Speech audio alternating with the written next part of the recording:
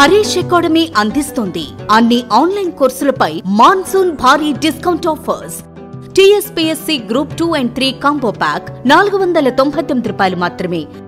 Validity 6 నెలలు. APPSC group 2 full course 399 రూపాయలు మాత్రమే. వ్యాలిడిటీ 3 నెలలు. ఈ ఆఫర్ జూలై 3 నుండి జూలై 8 వరకు మాత్రమే. సులభంగా జాబ్ సాధించే విధంగా లెజెండరీ ఫ్యాకల్టీచే రూపొందించబడిన స్టాండర్డ్ ఆన్లైన్ క్లాసెస్. మరెందుకు ఆలస్యం? వెంటనే హరీష్ అకాడమీ యాప్ ను డౌన్లోడ్ చేసుకోండి, విజయం సాధించండి. Harish, the best academy. Phone 8341116915.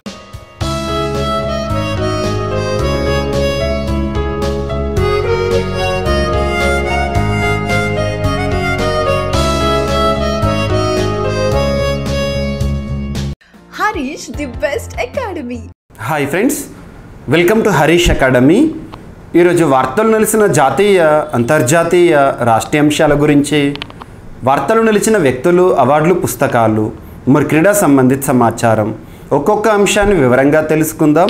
ఈరోజు ఫస్ట్ టాపిక్ వచ్చేసి పోటీ పరీక్షలకు ప్రిపేర్ అవుతున్న ప్రతి ఒక్క అభ్యర్థి రానున్న పోటీ పరీక్షలను దృష్టిలో ఉంచుకొని ఏ పోటీ పరీక్షను కానివ్వండి, ఏ స్థాయి పోటీ పరీక్షను కానివ్వండి, తప్పనిసరిగా చదవాల్సిన కొన్ని ముఖ్యమైన అంశాలు ఉంటాయి. అటువంటి తప్పనిసరి అంశాలను ముందుగా గుర్తించండి. లాస్ట్ 6 months ఆర్ 1 yearలో రెగ్యులర్గా రిపీటెడ్గా వార్తలు నిలుస్తున్న అంశాలు ఏవైతే ఉంటాయో వాటిని గుర్తించండి. వాటి నుండి ఖచ్చితంగా ఏ పోటీ పరీక్షను కూడా ఎక్కువ మొత్తంలో ప్రశ్నలు అడిగే అవకాశం ఉంటుంది. అలాంటి టాపిక్స్ని కనుక పరిశీలిస్తే రక్షణ రంగానికి సంబంధించి వార్తలు నిలిచిన విన్యాసాలు అండ్ రక్షణ రంగ దిగుమతులకు సంబంధించి కానీ, సిప్రి రిపోర్ట్కి సంబంధించి కానీ ఇటువంటి అంశాలు, మరియు ఇతర అంశాలను కనుక పరిశీలిస్తే ఐఐటీస్ రిలేటెడ్ ఇన్ఫర్మేషన్ కానీ, వార్తలు నిలుస్తున్న సూచీలకి సంబంధించి కానివ్వండి, జిఐ ట్యాగ్స్ సంబంధిత అంశం కానివ్వండి, యునెస్కో సంబంధిత అంశాల గురించి కానివ్వండి, అలా ఇతర అంశాలు అరౌండ్ ఒక 25 to 30 టాపిక్స్. వాటి నుండి క్వశ్చన్స్ లేకుండా ఏ పోటీ పరీక్ష కూడా ఉండదు. సో ఈరోజు రక్షణ రంగానికి సంబంధించి కొన్ని గణాంకాలు వార్తల్లోకి వచ్చినాయి. భారత ప్రభుత్వం, ముఖ్యంగా నరేంద్ర మోదీ గారు 2014 సంవత్సరంలో భారతదేశానికి ప్రధాని అయిన తర్వాత మేక్ ఇన్ ఇండియాకి పిలుపునిచ్చారు. భారత్లో తయారీ అనే ఒక వినూత్న అంశము ఆ రోజుల్లో.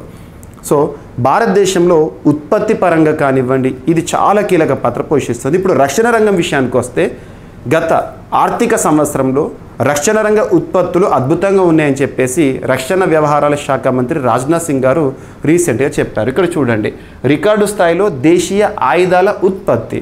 సో మన భారతదేశంలో ఆయుధాల ఉత్పత్తి అనేది రికార్డు స్థాయిలో జరుగుతుందంట. ఇక్కడ కంపారిటివ్ స్టడీ కూడా కావాలి. ఇటువంటివి గణాంకాలు చూసినప్పుడు భారత వార్షిక ఆయుధ ఉత్పత్తి రికార్డు స్థాయికి చేరిందని రక్షణ మంత్రి రాజ్నాథ్ సింగ్ గారు తెలిపారు. భారత్లో తయారీ కార్యక్రమం అనేక కొత్త మైలురాళ్లను అధిగమించిందని వారు చెప్పారు. 2022-23 ఆర్థిక సంవత్సరంలో దేశీయ ఆయుధ ఉత్పత్తి విలువ 1,08,684 కోట్లు. అదే రీసెంట్గా ముగిసిన ఫైనాన్షియల్ ఇయర్ 2023-24 ఆర్థిక సంవత్సరం కనుక పరిశీలిస్తే 16.8% గ్రోత్ అనేది మనం చూడడం జరిగింది. ఉత్పత్తి విషయంలో విలువ వచ్చేసి 1.27 లక్షల కోట్లకు చేరిందంట. ఇది స్వాగతించదగ్గ పరిణామం అని ప్రధానమంత్రి నరేంద్ర మోదీ గారు కూడా చెప్పడం జరిగింది. గుర్తుంచుకోండి, ఓకేనా? ఎగ్జామినేషన్ పాయింట్ ఆఫ్ వ్యూలో అడగవచ్చు. సో రక్షణ రంగానికి సంబంధించి దేశీయంగా ఆయుధాల ఉత్పత్తి ఏ విధంగా ఎంత వృద్ధి సాధించింది అని చెప్పేసి అడగవచ్చు. అండ్ ఇటీవల యూకే పార్లమెంట్ ఎలక్షన్స్ అనేవి ముగిసినాయి. జూలై 4వ తేదీన ఎన్నికలు జరిగినాయి. జూలై 5వ తేదీన ఎన్నికల ఫలితాలను కూడా చూడడం జరిగింది. ఆ ఎన్నికల్లో లేబర్ పార్టీ అధికారాన్ని కైవసం చేసుకుంది. సో ప్రస్తుతం అధికారంలో ఉన్న రిషి సునాక్కి సంబంధించిన పార్టీ కన్జర్వేటివ్ పార్టీ ఓడిపోవడం జరిగింది. సో లేబర్ పార్టీ 400 పైచిలకు స్థానాల్లో విజయ స్థానాలు చూడగా కన్జర్వేటివ్ పార్టీ అరౌండ్ 120 సీట్లకే పరిమితమైంది. సో మరి ప్రధానమంత్రిగా కీర్ స్మార్టర్ గారు వార్తల్లోకి వచ్చారు. కీర్ స్మార్టర్ ఇటీవల ఏ దేశానికి నూతన ప్రధానిగా వార్తలోకి వచ్చారంటే బ్రిటన్. సో బ్రిటన్ పార్లమెంట్ పేరు మన అందరికీ తెలుసు, వెస్ట్ మినిస్టర్ కౌన్సిల్.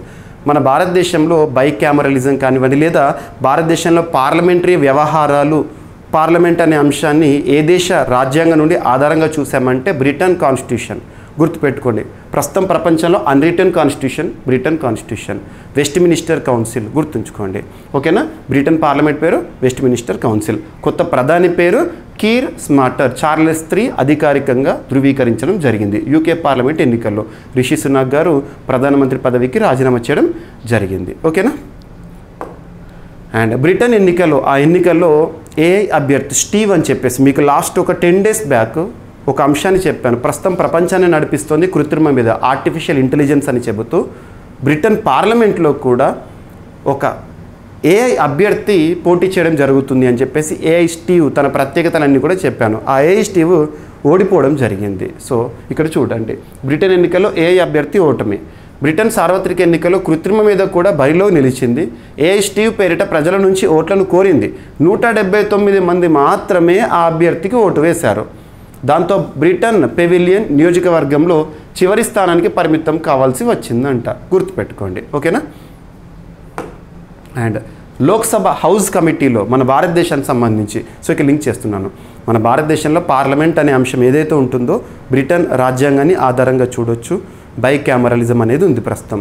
మరి లోక్సభలో కమిటీలు, రాజ్యసభలో కమిటీలు, పార్లమెంటరీ కమిటీలు అనే టాపిక్ మనం చూస్తాం. రీసెంట్గా క్యాబినెట్ కమిటీల గురించి చూసాము.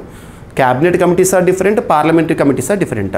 సో పార్లమెంటరీ కమిటీల్లో భాగంగా మనం కొన్ని అడాక్ కమిటీస్ని చూస్తాము, కొన్ని స్టాండింగ్ కమిటీస్ని చూస్తాం. స్టాండింగ్ కమిటీస్లో భాగంగా ఫినాన్షియల్ కమిటీస్ని చూస్తాం. ఈ కమిటీలు అనే అంశం దేశంలోని అత్యున్నత చట్టమైన రాజ్యాంగంలో ఎక్కడ కూడా మెన్షన్ చేయలేదు. రాజ్యాంగంలో లేదు, కమిటీలు అనే వర్డ్ లేదు. కానీ ఎలా పనిచేస్తున్నాయి అంటే ఆధారంగా చూడవచ్చు. ఆర్టికల్ 88లో భాగంగా, ఆర్టికల్ 105లో భాగంగా కమిటీల గురించి మనం లింక్ చేసుకోవచ్చు. ఈ కమిటీలు అనే భావనను బ్రిటన్ రాజ్యాంగం నుండి మనం స్వీకరించడం జరిగింది.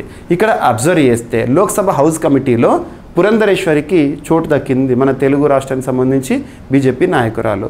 మరో 11 మంది సభ్యులను నామినేట్ చేసిన స్పీకర్ ఓం బిర్లా. ఎంపీల వసతి, ఇతర సదుపాయాలను పర్యవేక్షించే లోక్సభ హౌస్ కమిటీ ఏర్పాటైంది.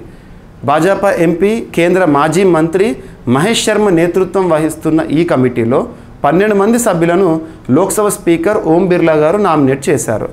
Bhajapa MP Daggubati Purandeswari, Trinamool MP Kalyan Banerjee, SP MP Akshay Yadav తదితరులు ఈ ఏడాది పాటు సభ్యులుగా ఉండనున్నారు. ఎంపీలకు నివాసాలను కల్పించడంపై ఈ కమిటీ నిర్ణయం తీసుకొని ఉంది, గుర్తుంచుకోండి. అండ్ ప్రపంచంలోనే మొట్టమొదటి, దేశంలోనే మొట్టమొదటి, అతిపెద్ద, అతి చిన్న, అతి పొడవైన ఇలాంటి ప్రత్యేక పదాలతో కూడిన కరెంట్ అఫైర్స్ని సూపర్లేటివ్స్గా చూడండి. సో ఇక్కడ నిన్నటి రోజున మనము వార్తాపత్రికలు కనుక అబ్జర్వ్ చేస్తే ప్రపంచంలోనే మొట్టమొదటి సిఎన్జి బైక్ అనేది వార్తల్లోకి వచ్చింది. బజాజ్ సంస్థ తీసుకొచ్చింది. సో ప్రపంచంలోని తొలి సిఎన్జి బైక్ను ప్రముఖ ఆటో దిగ్గజం బజాజ్ ఆటో వారు విడుదల చేశారు. ఫ్రీడమ్ 125 పేరుతో దీన్ని లాంచ్ చేశారు. ఈ కార్యక్రమానికి కేంద్ర మంత్రి నితిన్ గడ్కరీ గారు, సో భారతదేశంలో national highways and roadways minister గారు హాజరయ్యారు. సిఎన్జితో పాటు పెట్రోల్తో కూడా నడిచే విధంగా ట్విన్ ట్యాంక్ని అమర్చడం జరిగింది, గుర్తుంచుకోండి. And next science and technology సంబంధించి కొన్ని టాపిక్స్. సో ప్రస్తుతం ప్రపంచంలో మూలకణాల ఇంపార్టెన్స్, స్టెమ్ సెల్స్ ఇంపార్టెన్స్ అని మనం తరచూ చూస్తున్నాం. అటువంటి మూలకణాల సంబంధించి వివిధ వ్యక్తుల నుండి సేకరించిన మూలకణాలతో ఒక బ్రెయిన్ని తయారు చేస్తూ, ఒక మినీ బ్రెయిన్ని తయారు చేస్తూ శాస్త్రవేత్తలు వార్తల్లోకి వచ్చారు. వివిధ వ్యక్తుల నుంచి సేకరించిన మూలకణాలను 3D మ్యాపింగ్తో ప్రాసెసింగ్ చేసి మినీ బ్రెయిన్ను అభివృద్ధి చేశారు యూనివర్సిటీ ఆఫ్ కాలిఫోర్నియా పరిశోధకులు. దీన్ని కీమెరాయిడ్గా పిలుస్తున్నారు. కీమెరాయిడ్ అనేది ఇటీవల వార్తల్లోకి వచ్చింది. అదేంటంటే ఒక మినీ బ్రెయిన్. మనిషి మెదడు ఎలా పనిచేస్తుందో ఈ కీమెరాయిడ్ కూడా అలాగే పనిచేస్తుందని పరిశోధకులు చెప్తున్నారు. అయితే భిన్నమైన వ్యక్తుల నుంచి మూలకణాలు తీసుకోవడంతో ఈ మినీ బ్రెయిన్ ఆయా వ్యక్తుల మెదడులా కాకుండా కొత్త ఆలోచనలతో పనిచేస్తుందంట. సో దీని పేరేంటి చూడండి, శాస్త్రవేత్తలు యూనివర్సిటీ ఆఫ్ కాలిఫోర్నియా, గుర్తుంచుకోండి. అండ్ ప్రపంచంలోనే మొట్టమొదటి లేజర్ యాంజియోప్లాస్టీ వార్తల్లోకి వచ్చింది. లేజర్ యాంజియోప్లాస్టీ కాబట్టి యాంజియోప్లాస్టీ మనము హృద్రోగ సమస్యలు ఉండేవారికి సమస్యలను తెలుసుకోవడానికి అటువంటి సమయంలో చూస్తూ ఉంటాం. ఇది లేజర్ యాంజియోప్లాస్టీ. సో అద్భుతం. కామన్గా యాంజియోప్లాస్టీ అంటే ఎందులోకి వెళ్ళేస్తాం, మనము నరాల నుండి వేయడం ఇవన్నీ చూస్తూ ఉంటాం, కానీ ఇది లేజర్ ద్వారా. సో గుండె నాళాల్లో అడ్డంకులను లేజర్ యాంజియోప్లాస్టీతో ఏకకాలంలో తొలగించి ఛత్తీస్గఢ్ రాయ్పూర్లోని డాక్టర్ భీమ్రావ్ అంబేద్కర్ దవాఖానా వైద్యులు రికార్డు సృష్టించారు. ప్రపంచంలో ఈ తరహా చికిత్స ఇదే మొదటిదని వెల్లడించారు. 66 ఏళ్ల రోగి గుండె ధమని 90% పుడుకుపోయిందని ఎడమ మూత్రపిండంలోని నాళం 100% మూసుకుపోయిందని డాక్టర్ స్మిత్ శ్రీవాస్తవ్ గారు చెప్పారు. ఏ శాస్త్రవేత్తలు? భీమ్రావ్ అంబేద్కర్ దవాఖానా శాస్త్రవేత్తలు. గుర్తుంచుకోండి. గాలి సూర్యరశ్మితో తాగునీటిని ఉత్పత్తి చేసే ఒక అంశం, ఒక ఇన్నోవేషన్ వార్తల్లోకి వచ్చింది. తాగునీటి సంక్షోభం మానవాళిని ఆందోళనకు గురి చేస్తున్న సమయంలో అమెరికాకు చెందిన ఓ కంపెనీ గుడ్ న్యూస్ చెప్పింది. గాలి సూర్యరశ్మి నుంచి క్వాండ్ డ్రింకింగ్ లేదా క్యాండ్ డ్రింకింగ్ వాటర్ను తయారు చేయనున్నట్టు ప్రకటించారు. దీన్ని ఏమని పిలుస్తారంటే స్కై వాటర్ అని పిలుస్తారంట. సూర్యకాంతితో పనిచేసే హైడ్రో ప్యానెల్స్ను వినియోగించినట్లు చెప్తున్నారు. గుర్తుపెట్టుకోండి, అమెరికా శాస్త్రవేత్తలు తయారు చేసిన గాలి సూర్యరశ్మి నుండి వాటర్ని తయారు చేస్తూ ఇన్నోవేషన్. అంతు చిక్కని కృష్ణ పదార్థం గుండా భూమి అనే అంశము ఇక్కడ చూద్దాము.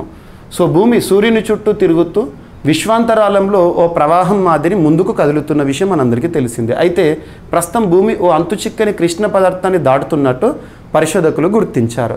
దీంతో భూమి మీదనున్న ఐనో ఆవరణంలో కొత్త రేడియో తరంగాలు ఉద్భవిస్తున్నట్లు పేర్కొంటున్నారు.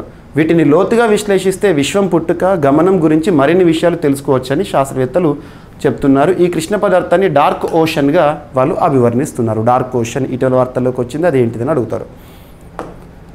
సో తెలంగాణ రాష్ట్ర ప్రధాన ఎన్నికల అధికారిగా వికాస్ రాజ్ గారి స్థానంలో సుదర్శన్ రెడ్డి గారిని నియమించడం జరిగింది.